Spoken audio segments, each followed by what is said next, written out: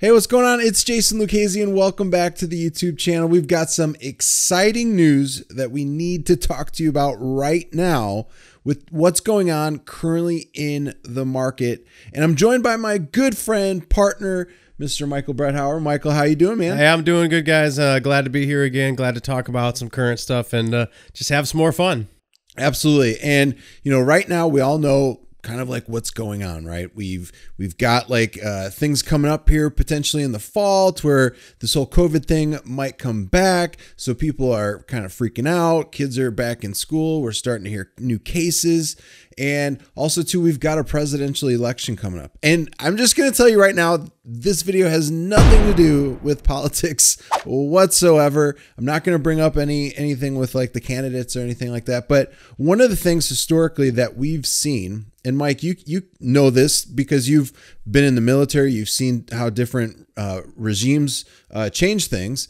And this is going to be a pretty different election. I don't think it's something that we've seen before. And what I mean by that is if we continue on with the current president, I don't think we're going to see much change as far as like the economy dropping or tanking. Now, whenever there's a newer individual, a new president that comes in, we tend to see a market shift. And we're already seeing a lot, like a huge rate of individuals getting behind on their mortgages. Forbearances are up.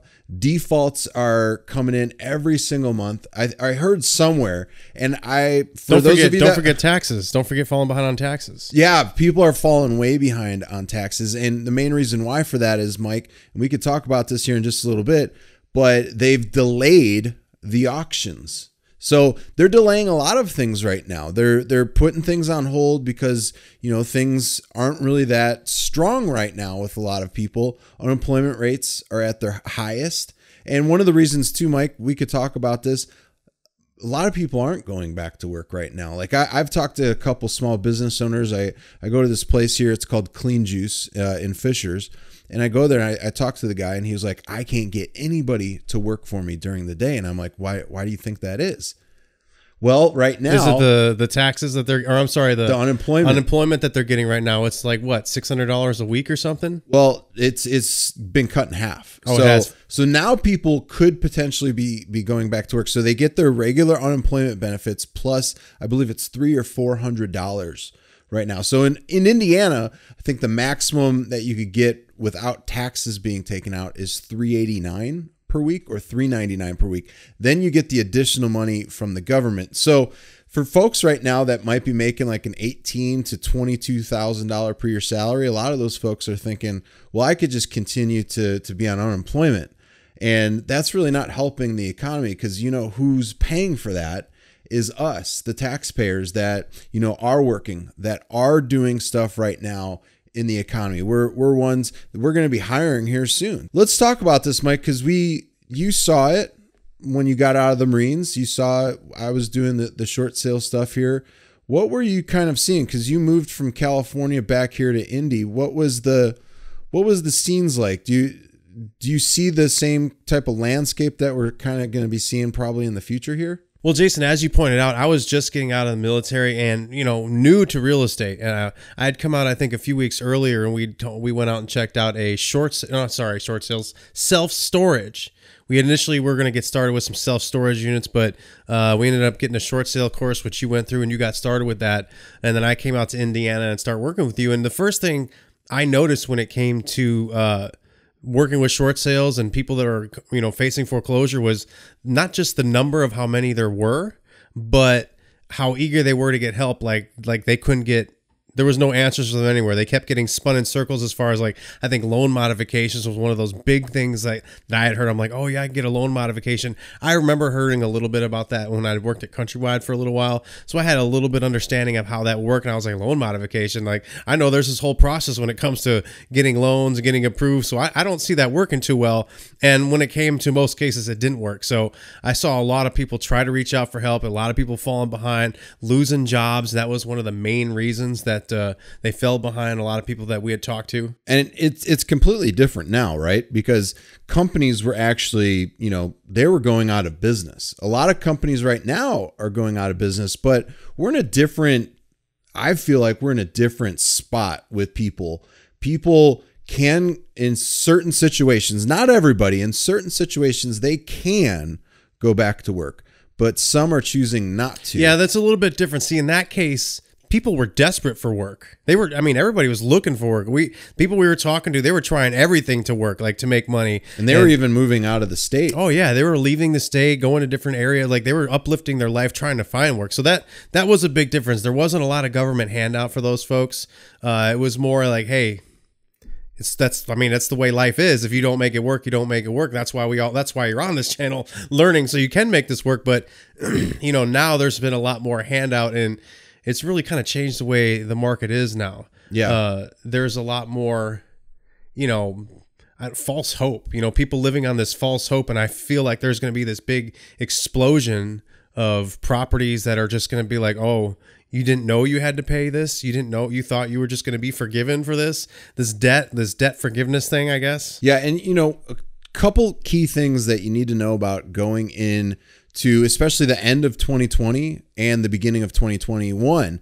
So regardless of who wins the upcoming presidential election, I definitely feel like there's going to be probably one of the biggest spikes in foreclosure judgments being filed. So either if you are in a notice of default state or a lis pendens state, there is going to be a point within the next 12 months to 18 months to where we're going to see record highs for people in a pre-foreclosure stage, meaning that there's been a foreclosure judgment filed against their property.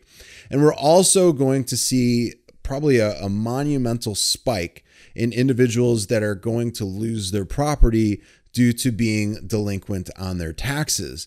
Because right now, Mike, you're talking to some of these counties, and right now they've delayed a lot of the auctions. So what's your gut instinct on what's going to be moving forward here? Because obviously you don't have a crystal ball. I don't have a crystal ball. Well, so, if I had a crystal ball, Jason, I think we'd all be much happier or much worse. I don't know. You know what they say about beware what you wish, or beware what the you wish for. butterfly effect. Yeah. So maybe not. I don't want a crystal ball, but no, what I kind of see coming up is, I have talked to a lot of individuals, and counties have been pushing back tax sales, but they've still been getting notices. All right. That's been the first thing. Like, oh yeah, I've got a notice, but they don't have a tax sale date yet, or it's been pushed back several months, or in counties like for Indiana, our tax sale date isn't even supposed to happen yet. So I've talked to the county several times, and they said, hey, as of right now, everything's still on schedule. People are still getting their notices.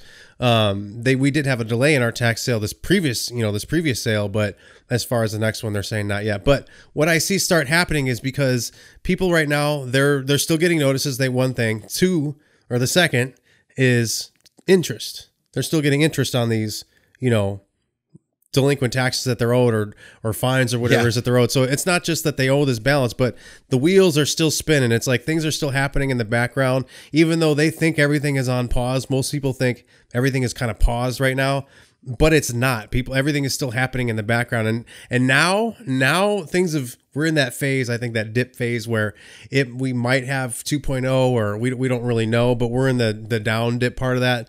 And so there are auctions that have been coming up. Like when I'm on the phone with somebody right now, there's coming up next month.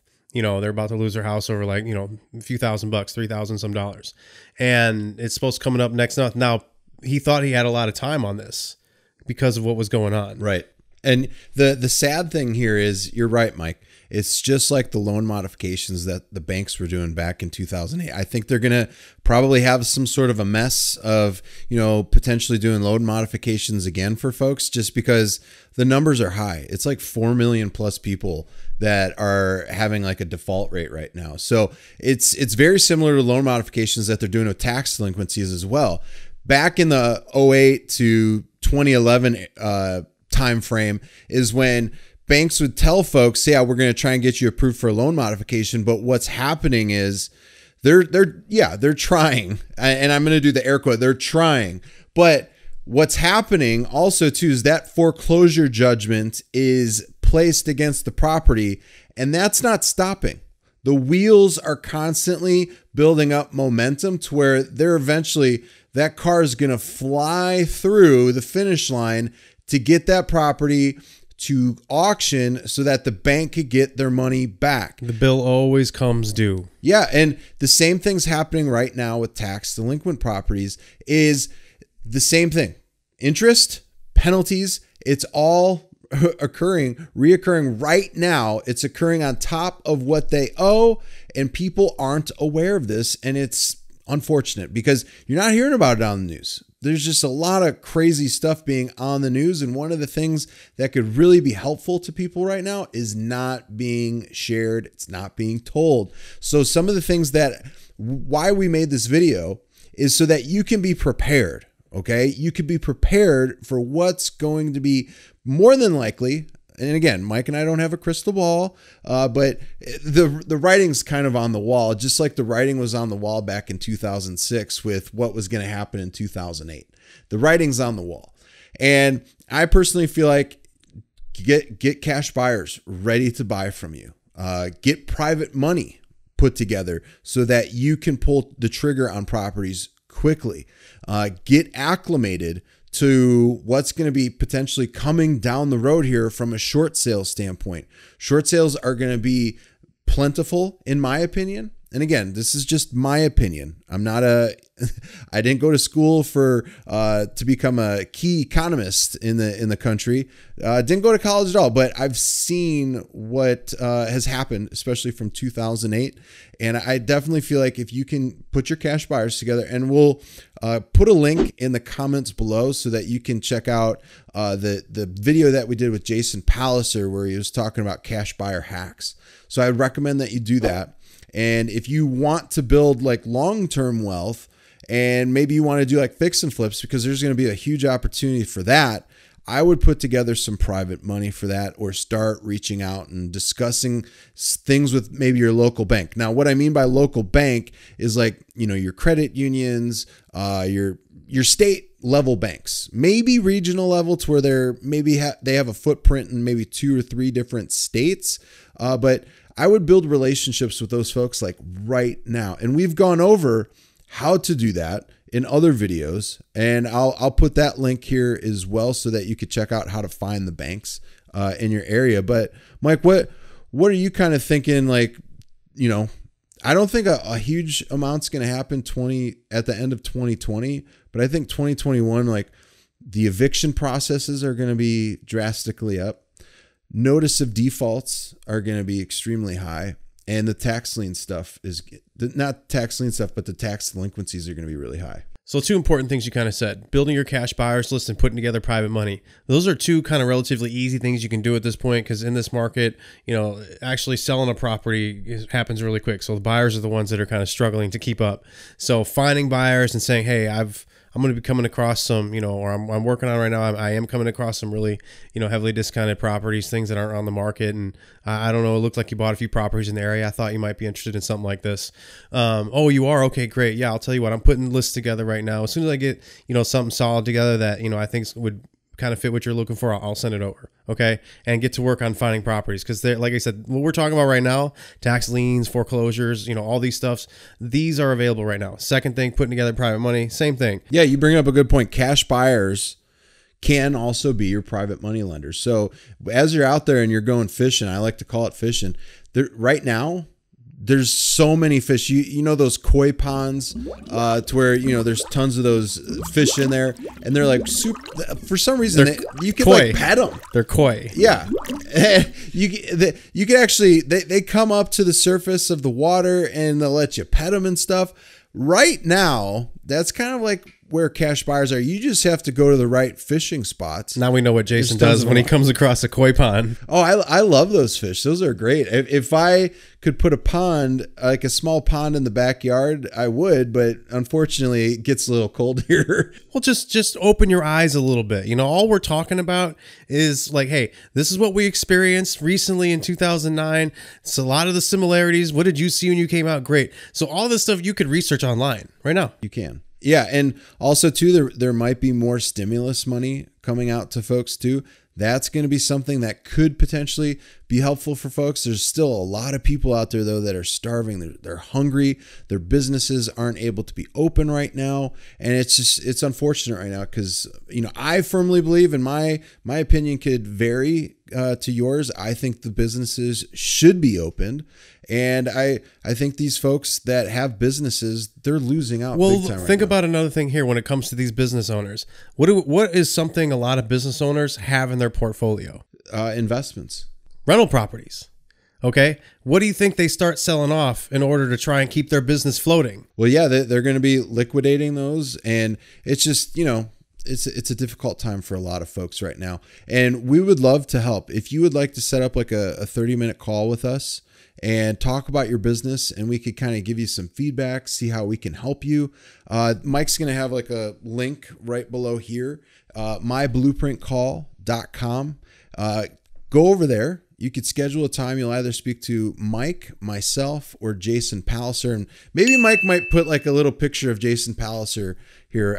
When he comes up, he'll make this ding sound. Oh, there we go. So he's making a ding. Oh, hey, Jason. Good to see you again. Yeah. So make sure you head on over to myblueprintcall.com. Schedule up a call. We'll talk to you for about 30 minutes or so. Talk to you about your business. See how we can help. Most people, they end up getting like 2-3 like really golden nuggets that they're like, oh man, you just got me unstuck from something that I've been trying to get out of the quicksand now for about 6 months.